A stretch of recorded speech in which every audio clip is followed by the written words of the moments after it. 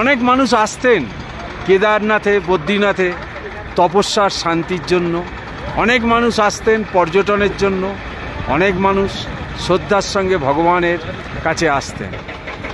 আমি মনে করি সবই থাকছে, ভগবানও নিশ্চয়ই থাকছেন, তারও থাকার ইচ্ছে তো আছেই, নইলে কেদারনাথে ওই অত বড় ভীমশিলা এসে কেন মন্দিরটাকে রক্ষা করে দিল? নিশ্চয়ই শঙ্করাচার্যের মতো সাধক যারা এই মন্দিরের সঙ্গে যাদের ইতিহাস জড়িয়ে আছে, ভগবানের মাথায় সেটাও ছিল। তবে একটা কি জানেন, ভবিষ্যতে এরম চলতে থাকলে একটা জিনিস হয়তো হারিয়ে যাবে, সেটা হচ্ছে আপনি তপস্যা আর শান্তির জায়গা এটা বলতে পারবেন না যে আপনি কোনো তপস্যার জন্য এলেন বা শান্তির জন্য এলেন।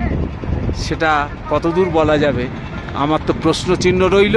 আমি আপনাদের এখানেও হেলিকপ্টারের সেই গগনভেদী আওয়াজ শোনাচ্ছি।